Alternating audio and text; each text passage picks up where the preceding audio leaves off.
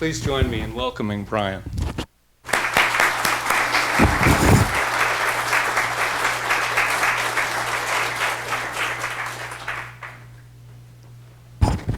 Thank you, John. That was very nice. Yeah, I do know so many of you guys today. I feel like we're just going to have a conversation. And that'll be okay as long as you don't ask any hard questions.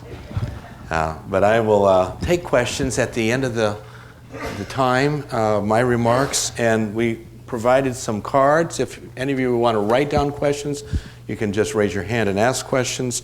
But if you want to be more anonymous, you can submit a question on paper too. So we're really open to that. I thought I would begin by telling you about experience I had, a small financial problem I had early on. I was, after I graduated from Berkeley and before I started in seminary at Boston University, I went to Europe for the summer. And I had saved up $1,000 for this 10 weeks in Europe. You can imagine how far, it used to go farther in those days. Anyway, I had $1,000, most of which I spent on the airplane ticket, Icelandic Airlines, that got me to Luxembourg through Iceland. And had a great time wandering around Europe with a backpack and meeting lots of different people. And I came back, I had it well planned. I came back to Boston and ended up in Boston and got on the MTA, got to the university, Boston University, and I was ready to check in, and I had $3.50 left in my pocket. And I thought, perfect.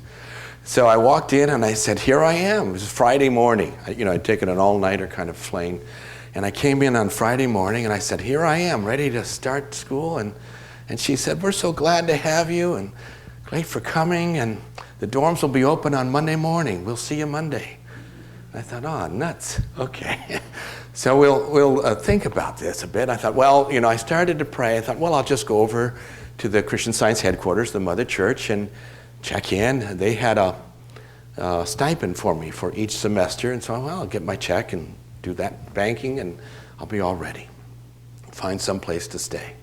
So I went over to the Mother Church. I had to walk. It was a couple miles, but I walked over to the Mother Church and checked in, and they said, oh, we're so glad to see you, Brian.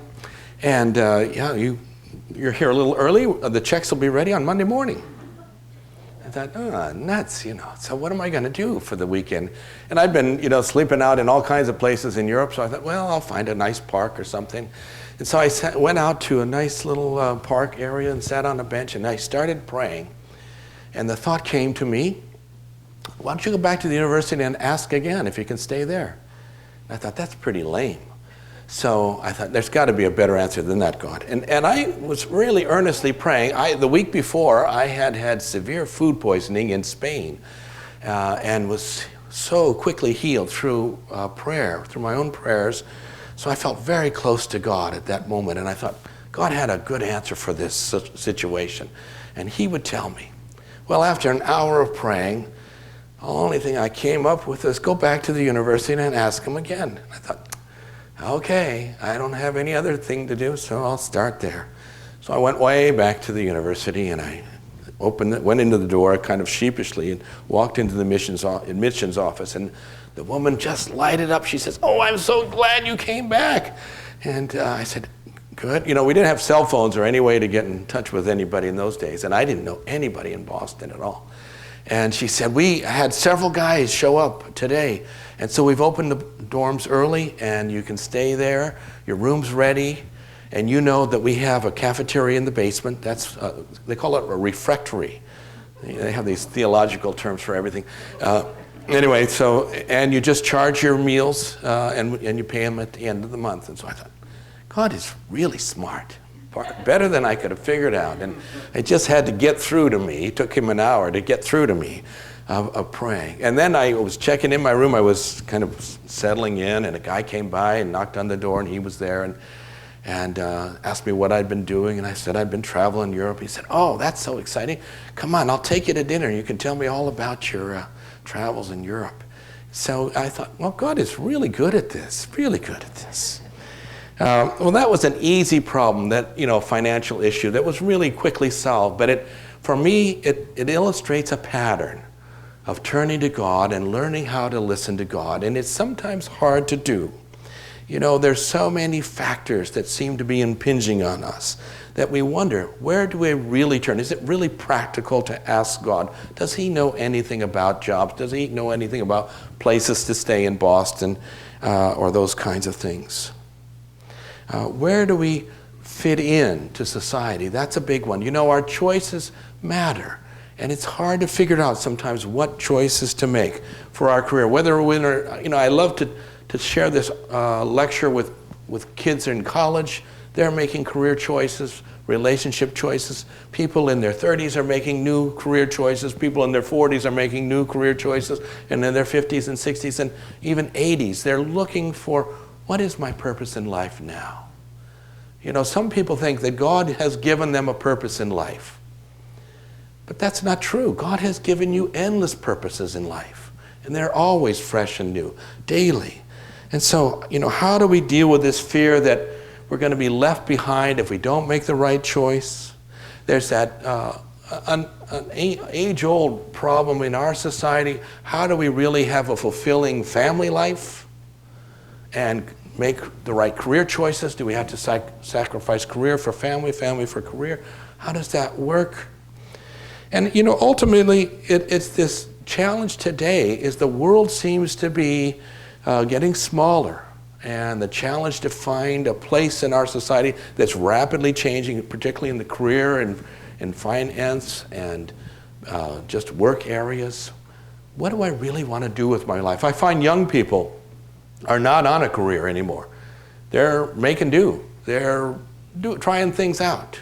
And, and they think in terms of 2 or 3 years with this and then who knows what. And it's a very open-ended feeling. But how do you really move toward a sense of this is fulfilling? This is really the right thing for me. I was in Berkeley at Cal in the 60s during the free speech movement and all of that. And there was this whole thing of challenging the present system. And can we really transform society? And I've got a few friends in Berkeley, some old hippies, some old gray-haired hippies, are pretty disillusioned about the way things have gone over the last, 40 years, I guess. But I'm really sanguine about it because, I chose a spiritual direction. And I see endless spiritual possibilities for really challenging the assumptions that people seem to be dominated by in the economic area as well as other areas in their lives.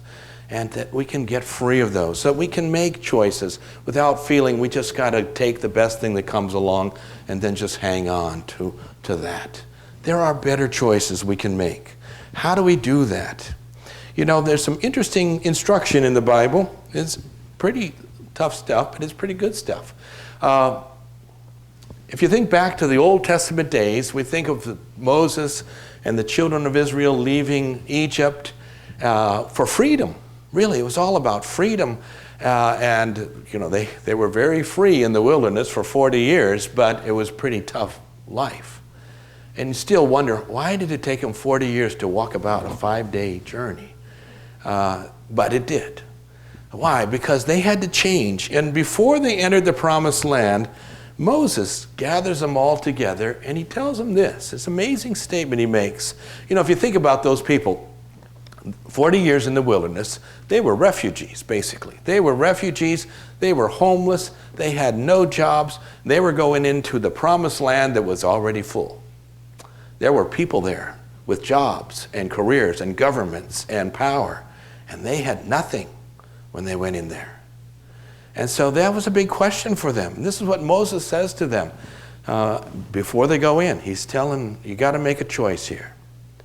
He says, see, I have set before you today life and prosperity, and death and adversity.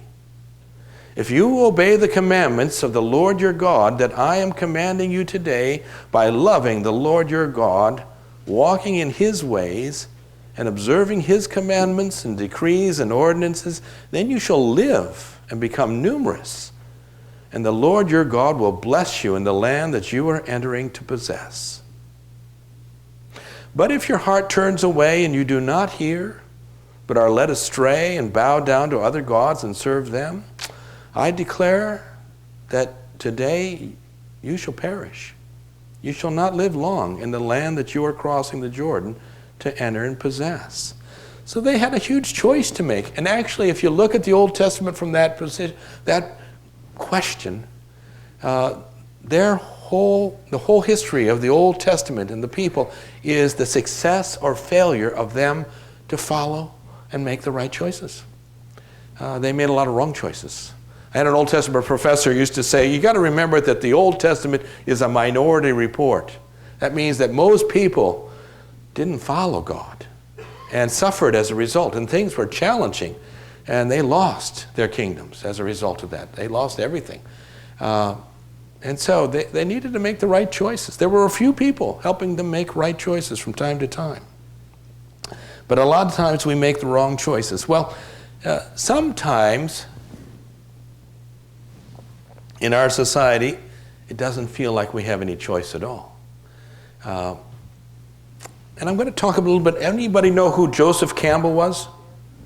Joseph Campbell wrote, he wrote The Masks of God. It's the classic about mythology. And we think about mythology, we think about, ancient Greek and Roman gods and Norse gods and things like that are kind of fanciful stories about the way the world operated. That's really not what myths are. And Joseph Campbell helped us to see that myths are universal in all societies, even modern societies. We all have our myths, and they're very important. They're not just stories. They're explanations of why things work out and why things don't work out and how the world is governed. And they're serious about those. And we're serious about our own myths. We have a lot of myths. In fact, Willis Harman, who wrote Global Mind Change, he was the head of the Noetic Institute. He studied, worked, and taught at Stanford University, and also was a regent of the University of California. Quite a prominent guy. And he wrote this book about this changing myth, and he talks about the central myth of modern society. And I thought I'd read that to you, just to give you a sense of what we're talking about here. He says the central myth really has a tremendous influence on public policy, on our education policy, our healthcare policy, on our whole orientation toward consumerism, everything. And he says the central myth of modern society is strongly influenced by Western science. In essence, it goes something like this. In the beginning was the Big Bang. Following that, there was something like 15 billion years of evolution of stars and planets, then the coming together of certain chemicals to create life on planet Earth, and the further evolution of more complex life forms and their sorting out through natural selection, the resulting formation of increasingly complex neuronal networks, culminating in the human brain with its fantastic capabilities.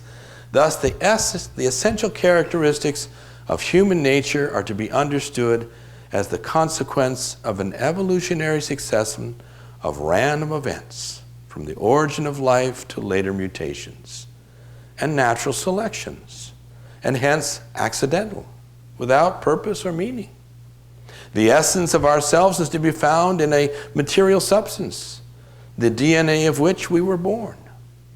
And since our basic drives appear to be for survival, pleasure, and procreation, it is only natural that the economy should have become the paramount institution of modern society, around which everything else revolves, and that economic logic and values should be the primary guides to our individual and collective decision-making.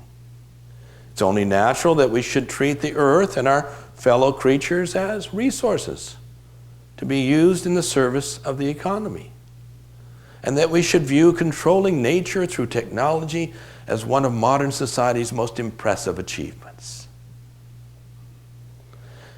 Now, what is happening is that many people are beginning to see that this central myth that governs so much of our society, the policies and decisions people make, if it's fundamentally in error, the implications are far-reaching. And that's what more and more people are seeing. There's a widening group of individuals finding the fundamental myth to be in error and seriously misleading. And we're really looking for a new story, what is really the purpose of life? What is really this world all about? Becoming a smaller world, we're in touch with more mythologies, worldwide mythologies, and we're beginning to see that maybe some other societies' mythologies are better than ours. And maybe they're all wrong. It's interesting that Mary Baker Eddy, who's the discoverer and founder of Christian Science, had a lot to say about mythology. In fact, she said that no mythology really was correct because they're human explanations of how the world works, and no mythology should be used to influence our behavior. She rejected the notion that there are any factors or forces in this world that can prevent you from being governed by God, that can that make you in a situation beyond God's control, beyond God's reach. And from her reading and teaching of Christ Jesus' life, she saw that we need to start from a higher basis of what is real and true. What are the factors and forces that govern reality? We need to look to God as the center of our life, the central force, the central factor in everything we do. In her book, Science and Health with Key to the Scriptures, she talks about her life purpose. And of course, her life purpose was focused more on alleviating suffering and helping people get well, because that's what they looked to Christian Science for. But she had a wider view of that. And she says this: the lame, the deaf, the dumb, the blind, the sick, the sensual, the sinner, I wish to save from the slavery of their own beliefs and from the educational systems of the pharaohs, who today, as of yore, hold the children of Israel in bondage. I saw before me the awful conflict, the Red Sea and the wilderness. But I pressed on through faith in God, trusting truth, the strong deliverer, to guide me into the land of Christian Science, where fetters fall and the rights of man are fully known and acknowledged. Now, she's talking metaphorically, isn't she, about the educational systems of the pharaohs, which are modern educational systems today. And the Red Sea and the wilderness, well, we could say that the Red Sea was 2008 in our society. We were up against it. And there seemed to be no future, no place to go. Things can get really tough from an economic perspective if we leave God out of the equation. But when we begin to bring God into the equation, you'll find a very different situation. Now, Mary Baker Eddy was not a stranger to economic and financial hardship. In fact, most of her adult life, until she discovered and founded Christian Science, was very tough financially. She was widowed when she was 21. She had this little baby boy. Had to go back and live with her parents and depended on her parents until her mother died, and then they sent the little boy away to foster care, and eventually she left. She married a fellow named Patterson, who was an itinerant dentist who didn't make much money, was not even faithful to her, and so their life was unhappy and economically very fragile. She used to write poems and essays and have them published in local magazines just to make ends meet. And she was very frail and in pain much of her adult life, especially in her 30s and 40s. And so things got tough for her. She knew economic hardship. There's one point when she talks about, later on, she looks back at her life and says, God had been graciously preparing me. How is that gracious? Financial and economic doesn't sound gracious to us, but it is. What she found, that every material support that she leaned on failed her. And that was helpful.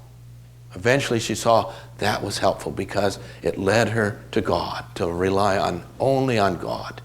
And through God's reliance and direction, relying on God and that direction, she was able to do incredible things that she never thought she could do. She was amazing what she did. Being a woman in the 1860s, 1870s, she couldn't hold a job. She couldn't have a business. She couldn't own a house. It was forbidden for women to any of those things. Can you imagine? But she, through God's direction, worked with students, helped her students, help her find her way in the world. and started a college, started a church, started a publishing society, started a daily newspaper, and lived very comfortably. You know how she lived very comfortably? Selling this book. That was her whole income, was from selling this book. And her publisher, when about the fourth time she revised it, he said, "Why don't we write another book? Double your income that way." She said, "No, this is my book. This is my baby, and we're just going to keep working at it until it's really, really good." When it was really, really removed of all the Victorian encumbrances and became a very pure communication of what the spiritual truth is all about. And she gave most of her, what did she do with most of her income? She supported a whole heck of a lot of people. She supported her students and her friends and her church, and then gave the rest of it to the world. She once talked about that in terms of giving advice to Christian scientists. She said, Christian scientists should conscientiously earn their wages and then give them wisely to the world. That was her attitude. It's all about service. Well, how do we make the right choices? How do we begin to discern God's direction? That's the tough thing. Our success in life has a lot to do with the choices we make. How do we make wise choices? Maybe you got 2 job offers. Which one are you going to take? Or maybe it's a choice between, should I stay with this job and for the sake of my family, or should we move to some place we don't know about for the sake of my career? Those are tough choices to make. Well, the first step, I find, you really need to get to know God. And that's where Mary Baker Eddy was very helpful. It's interesting.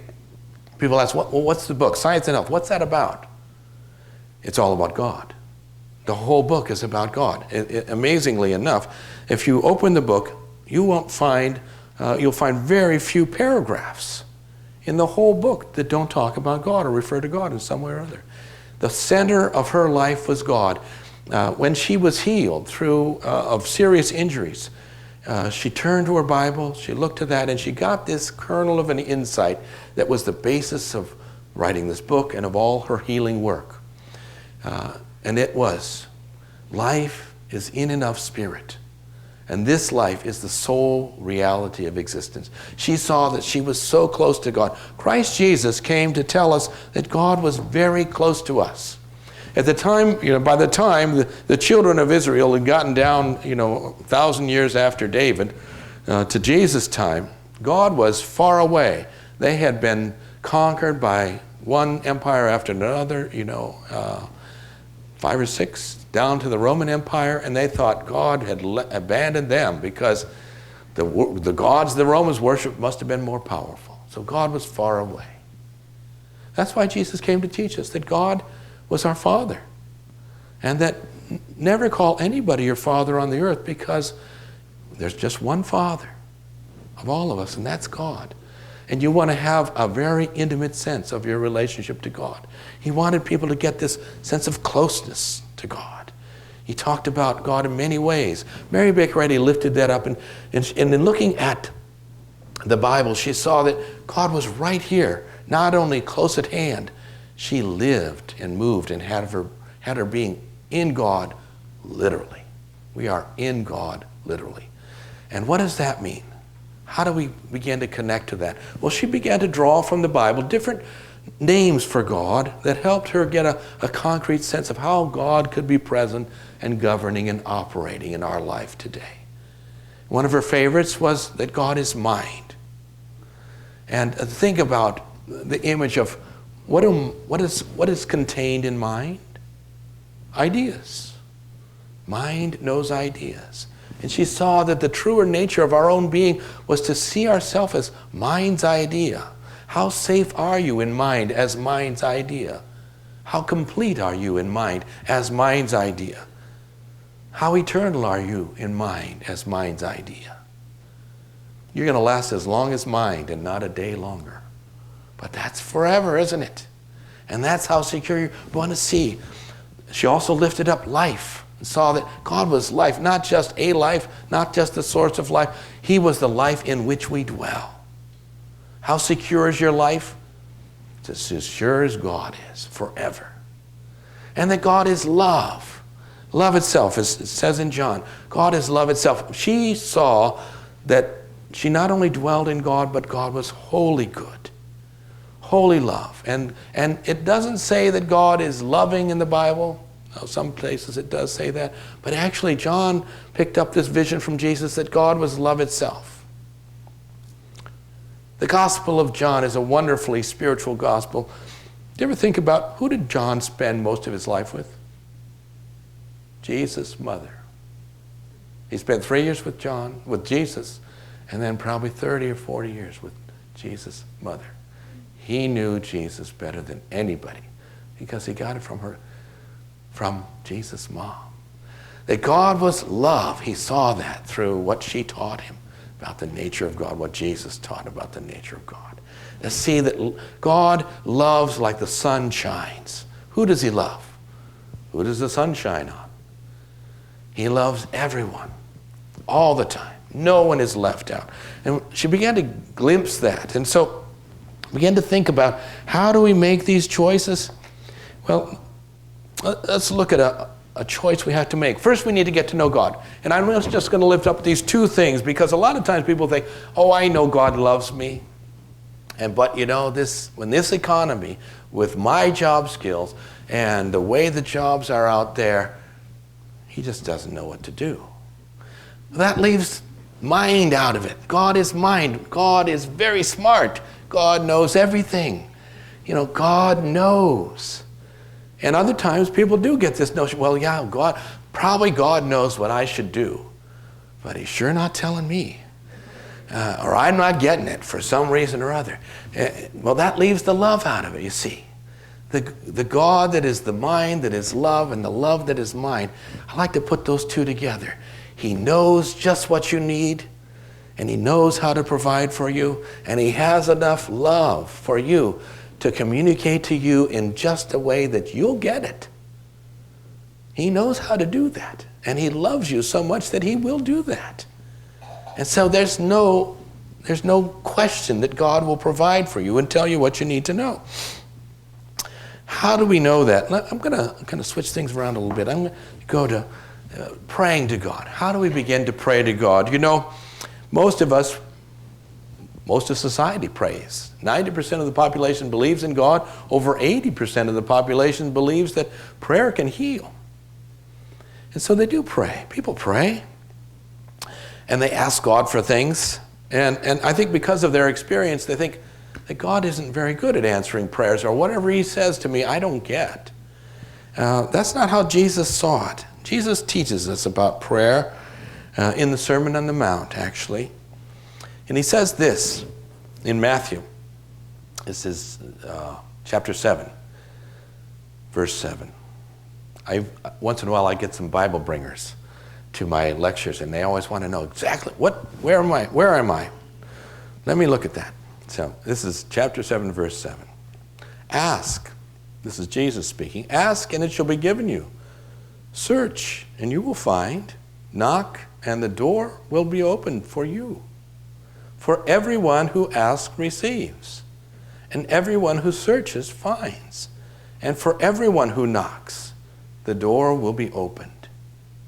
Is there anyone among you who, if your child asks for bread, will give him a stone? Or if the child asks for a fish, will give him a snake? If you then, being evil, know how to give good gifts to your children, how much more will your Father in heaven give good things to those who ask him? Jesus made no conditions on God was going to answer. God answers every prayer, everyone. We need to revise our thinking about that and see. Now, Mary Baker Eddy lifts that up and talks about that in miscellaneous writings. She talks about praying to God, and she lifts up the idea that praying is not just asking things. If Jesus pointed out that God knows everything in your heart already, it's not about asking.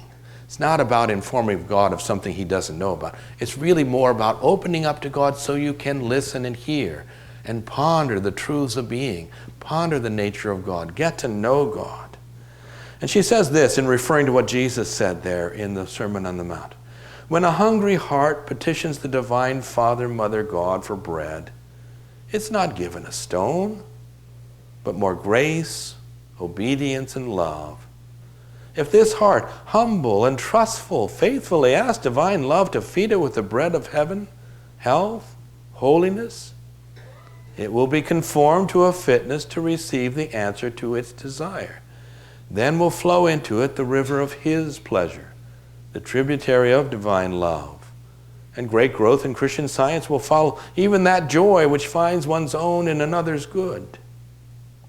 Well, there's a lot of stuff there about how God answers prayer. One of the catches in this is this phrase where she says, it will be conformed to a fitness to receive the answer to its desire. That's what short circuits every prayer.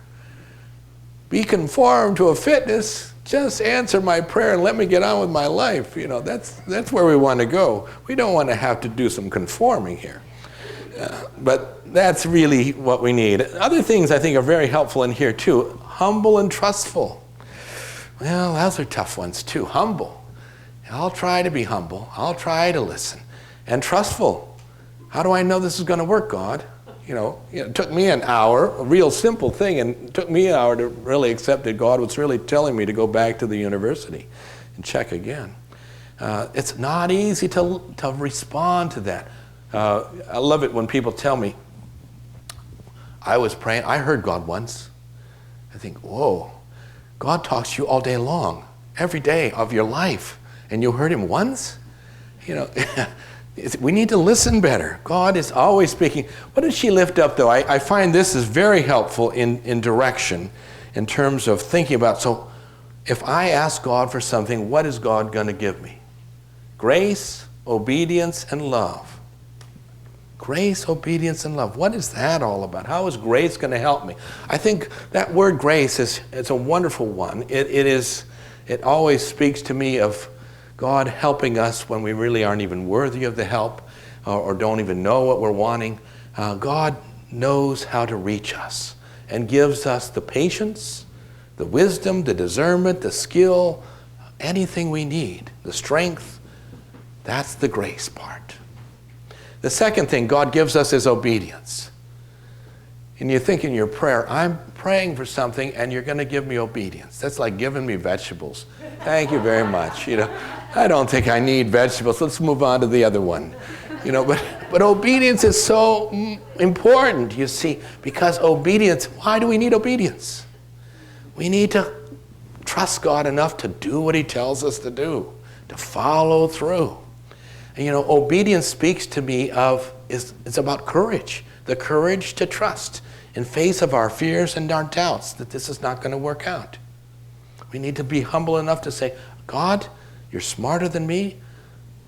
Maybe it will work, and we'll see how it works. I'm very grateful for the choices I made in my life, and the reason I'm so grateful for them is because rarely have I made any good choices on my own.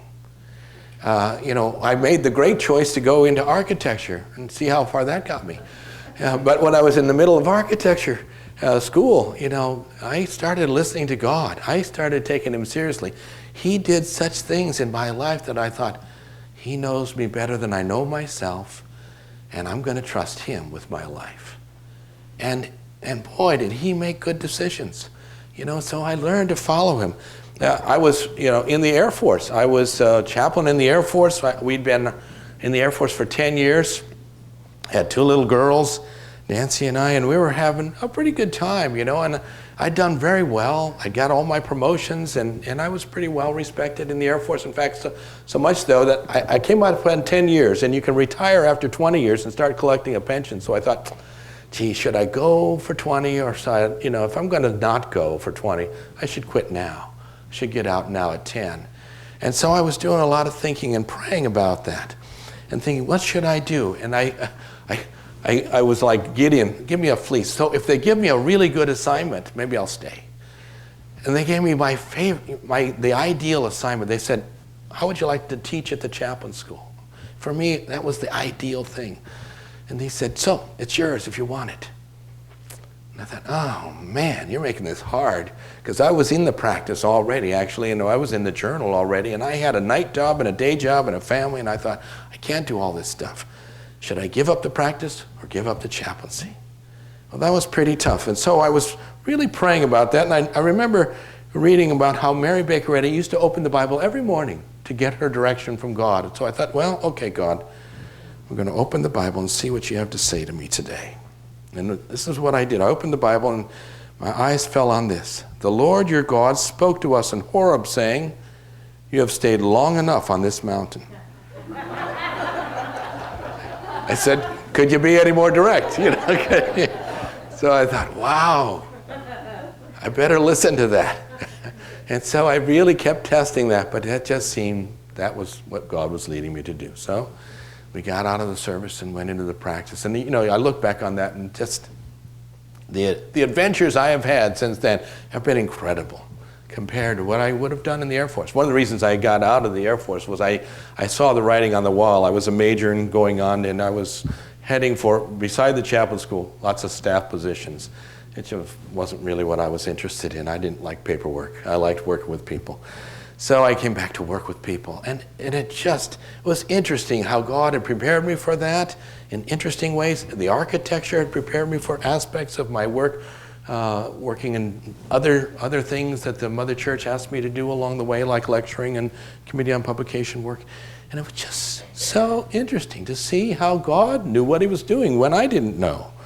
And often it was, I wasn't sure this was going to work out.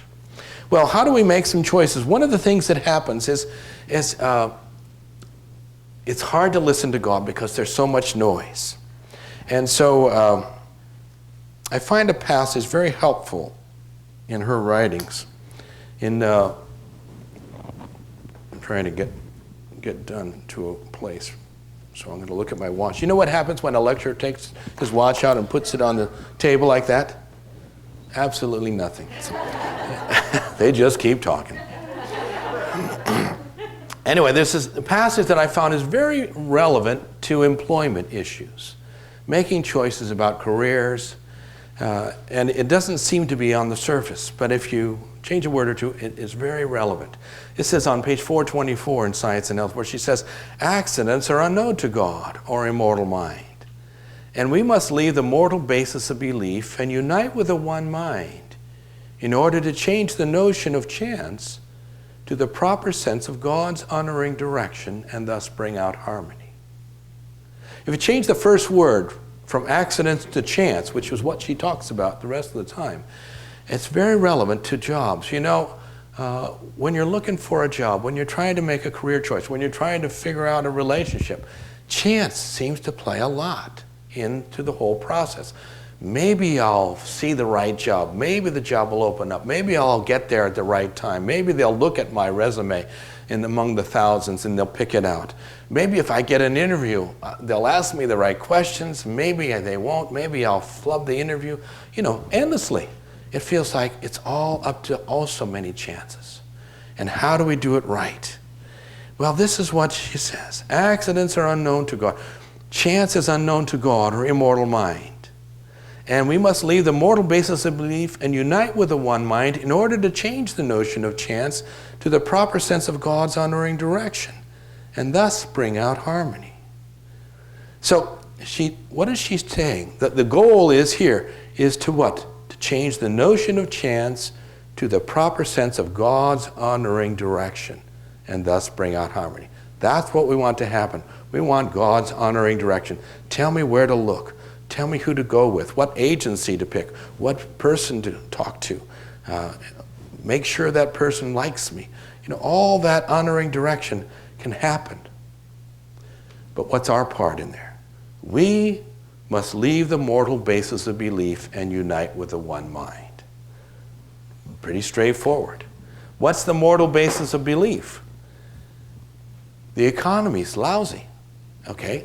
That's a mortal basis of belief. How many jobs do you need? One.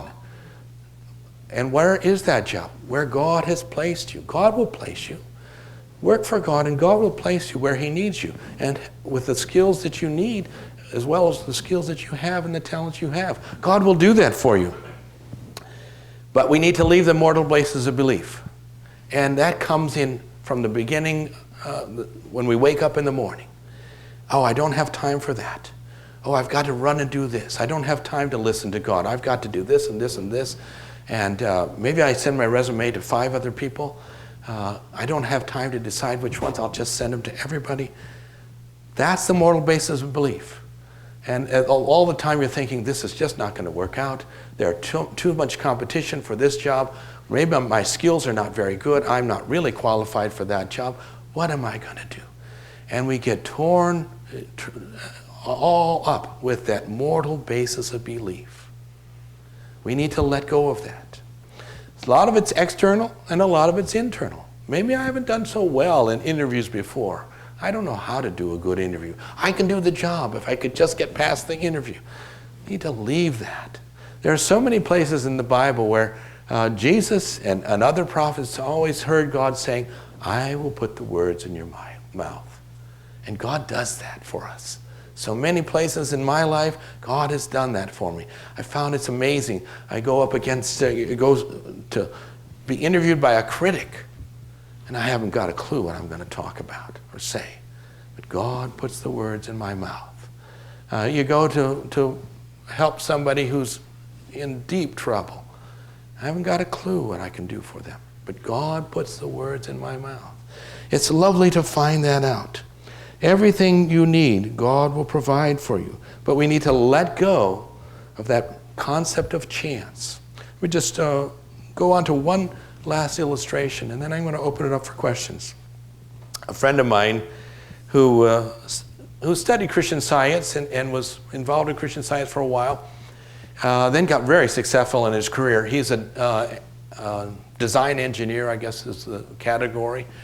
He designed spacecraft, very highly skilled, very talented guy, and he was very successful. And did so well that he had accumulated a couple houses and lots of other things and was doing very well, and then 2008 hit and he lost his job. And he lost everything and he could not get a job, and everything started to go bad for him. And he said he charged up all of his credit cards just paying his utility bills. He had nothing. And it was like doomsday. He just felt, I've got maybe 2 more months and then I'm on the street. I don't know what else I can do. And he called me and he said, I've come back to Christian Science and I've been praying a lot and nothing's happening. But I'm really praying, so I'm earnest. Would you help me? And so we started working together. And we worked for a couple weeks, and then I got this telegram one morning.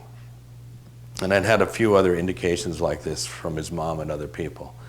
And he said, it's almost 3 a.m., but I can't sleep because of fear. I don't know what to do. Nothing I'm studying seems to give me enough peace to keep going. I'm having thoughts about suicide. I don't want to care anymore.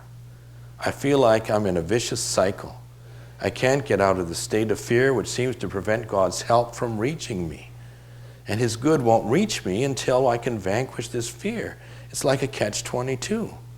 I'm at the end of my rope and I don't want to be in this awful experience anymore.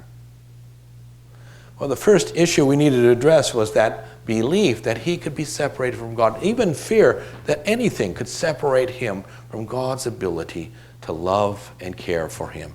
And so that's what we focused on, really just to help him see that right now he was safe in God. He didn't need to worry about tomorrow. Right now he was safe in God. And we began to do that. He still couldn't get his thought off tomorrow. But he got to that point. He had gotten to that point where, a lot of times we pray and we pray and we pray and we get exhausted and we think, well, somehow everything's going to work out. Well, he'd gotten that point, exhausted through prayer and thinking, well, nothing is ever going to work out. It's just not going to happen for me anymore. That's where he'd gotten in his life. And so we really just opened his thought to God's love for him and the ability for God to reach him. What is that all about? That's the Christ. What is the Christ? The Christ, we think of Christ Jesus. Jesus embodied the Christ. But what is that Christ that he embodied? It's actually the truth of being.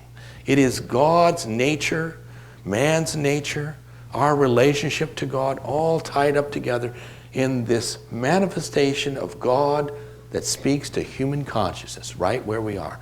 It is that truth that touches us in a way that it makes sense to me here in my human experience. That's the beautiful thing about the Christ. The Christ can reach us in our fear and in our doubt and in our despair and in our pain. God reaches man. The infinite penetration of the Christ can reach you anywhere you are and can touch your life and uplift you. And we began to work that way, and he just began to get a sense of hope, just a little bit of hope. And he had headhunters all over the country looking for him and looking for jobs for him. So he'd done everything you could think of. He hadn't worked for 2 years. And then he got a call from, I think it was Ohio, from Cleveland, and there was this job, and it didn't pay very well, but it was in the area of his expertise. And so he knew he could do the job. Wasn't real excited about it, but it was going to open up in about 2 or 3 weeks. And he thought, well, okay, at least there's something. I'll take anything. He was almost ready to go flip hamburgers at McDonald's. In fact, he tried that a few times, and they said, no, you're overqualified for this job. And they wouldn't hire him, you know. So anyway, he had this job in Cleveland. That was hope. And so he had hope. It wasn't the best thing in the world. And then the next day he got a job from South Carolina, job offer from South Carolina. And it was really good pay, and it was close to what he wanted to do, but he wasn't sure he wanted to go all the way to South Carolina. Then he got a job that was only 50 miles from his house, a job offer, but it wasn't going to start for maybe 2 months, maybe longer, depending on the government contract. And it was just what he wanted to do, seemed like a really good salary, but he was just afraid that it wasn't going to come through. And so he just said all these things, and now I can't decide what to do. And I said, let's just be still, keep praying. God knows just what you need to do. And he said it was amazing. About 2 days later, somebody called him out of the blue, a former employer, and said, we've got the job for you.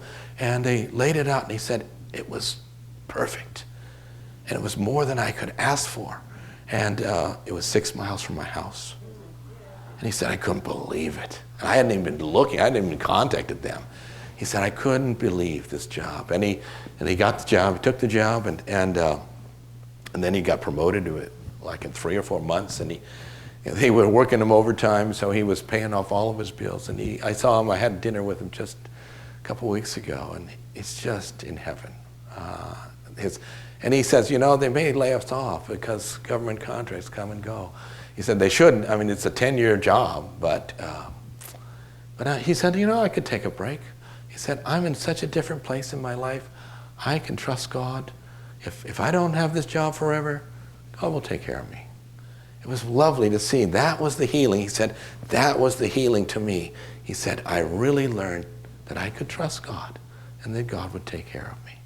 That was the difference it made.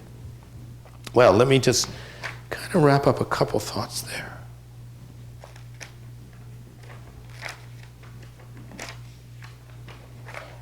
I did all that. Don't worry. I did all that.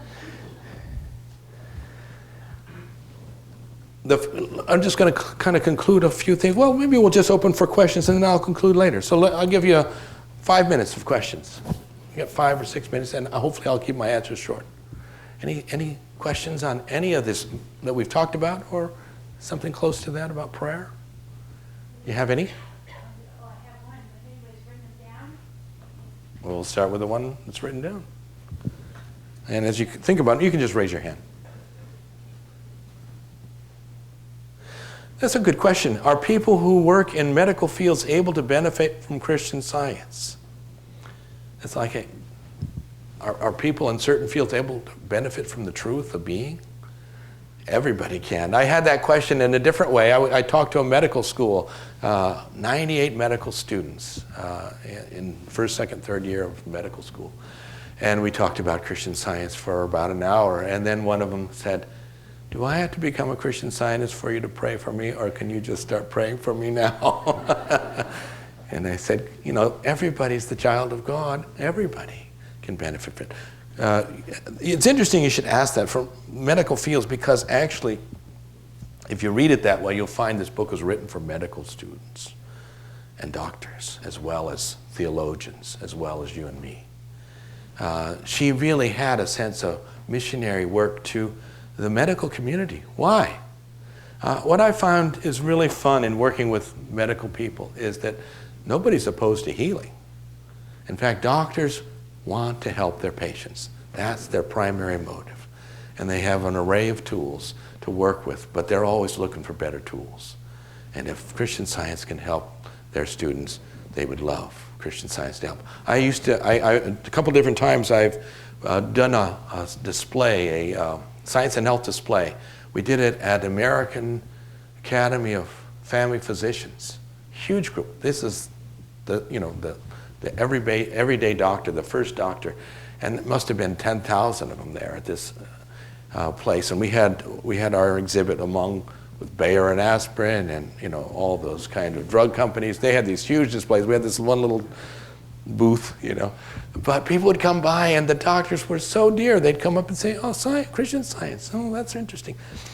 Boy, do you think it would help my patient?" They look at a sentinel and have something in it that touch them, and they think, "Could this help my patient?" And so we talk a little bit about it, and they'd gather up the stuff, and off they go with it. I had one doctor I remember came by, and he was an elderly man, and he had several people with him, kind of an entourage, and he stopped and he looked at that and he thought, "Christian Science, wow." He said, "You guys are the only real alternative to all of this," and he kind of put his hand across the whole place.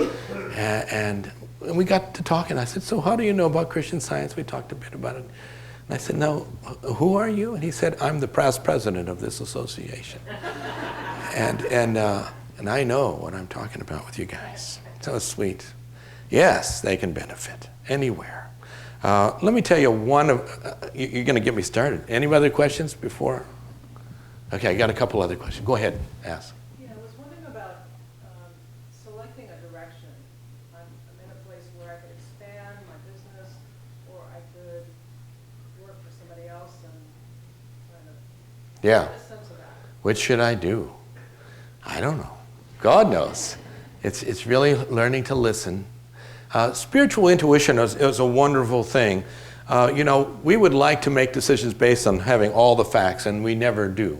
And so it's hard to make those decisions with partial knowledge. Mary Baker Eddy, one place, talks about spiritual sense. Each of us is endowed with spiritual sense, and that's what connects us to God. That's what enables us to know and hear God. And we all have that. But she describes it one place saying, spiritual sense involves intuition, hope, faith, understanding, fruition, reality. We'd like to get to reality and fruition and understanding, but a lot of times all we've got to go on is intuition and hope. And so I find I operate on those intuitions a lot, and it's really that sense that I feel a sense of peace about it, a sense of direction about it, and there's another criteria that I use sometimes. I find it's very helpful. Is this leading coming from God, or is this coming from a material sense of things? Well, how do I know? Well, I talked about those names for God, mind and love and life. There's seven actually, and principle and mind. So you ask yourself, is this coming from divine mind? Is this intelligent? Is this coming from love, place of kindness and service and that kind of thing? Is this coming from truth? Is this an honest offer? Is this an honest position to take? Is this coming from principle? Is this a principle? And by the time I get through the 7, I know exactly what this is coming from God or not. It's a pretty clear criteria. Someone else.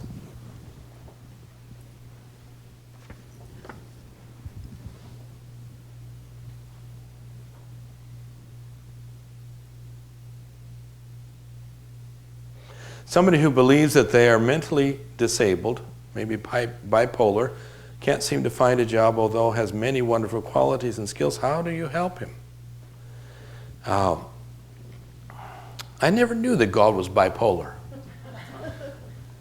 If God is not bipolar, no one else is either.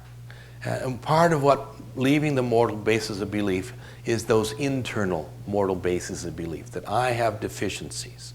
I don't have the skills, or I have some mental deficiencies, or I have this or that. One place Mary Becker already makes a bold statement: material personality is not realism. We're not a mixture of good and evil qualities. We're the very image and likeness of God, as it says in Genesis. We reflect all the qualities of God. Whatever is true about God is true about you as his image and likeness. And whatever is not true about God cannot be part of you as his image and likeness. It just isn't so. And so that's where you want to go to begin to work on that, is to see that this is not true about God. It cannot be true about me. Stable, sound, intelligent, discerning mentality is the nature of mind, and I reflect that. You want to work with that and stay with that. Can you do that? Yes. You know, if Jesus could raise a dead person from the dead, God can help you.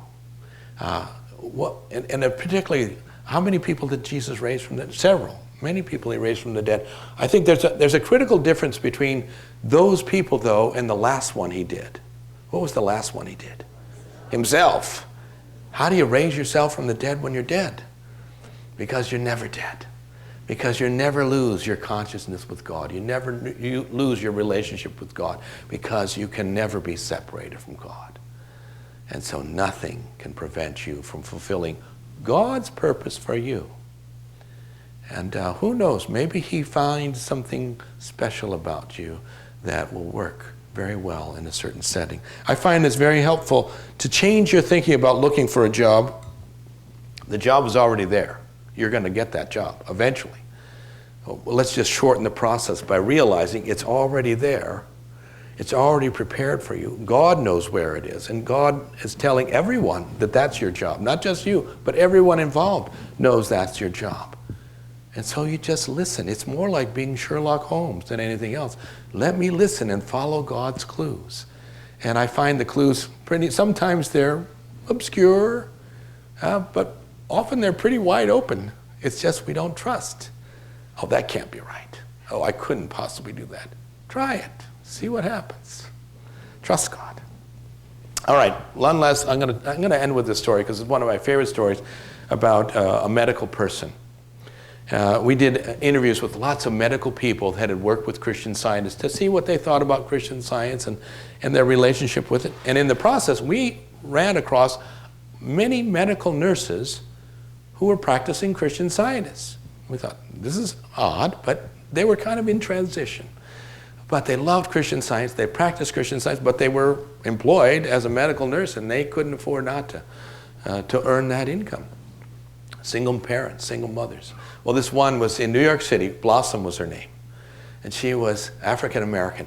She was so black. She was beautiful. And there's this huge grin. She just looked like sunshine.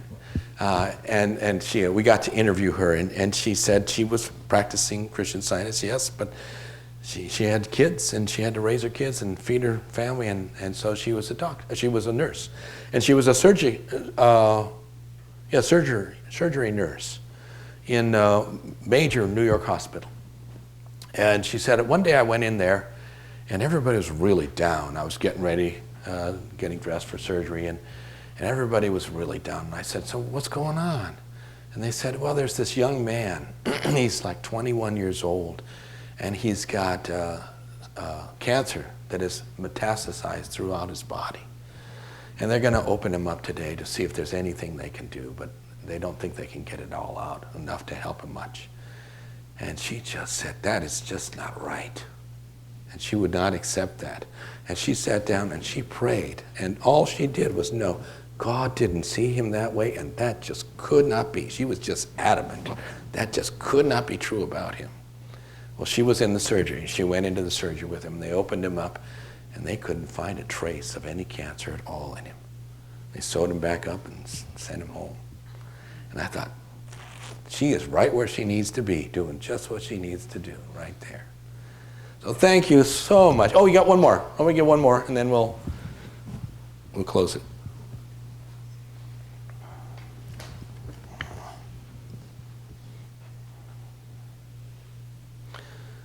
Yeah. What if you're already retired, but you desire to have more purpose in your life? A reason for living. That's great. God has endless purposes for all of us. we're never retired from working for God.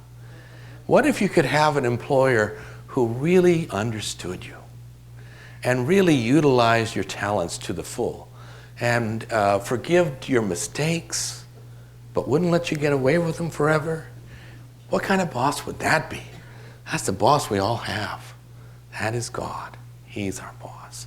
And if you go to work in the morning for God, you'll find He'll give you work to do. And it'll be the most fulfilling work you've ever done. Well, thank you all. Good afternoon.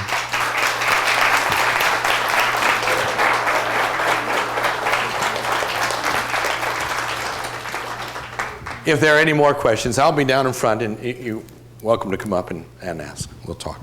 Bye-bye.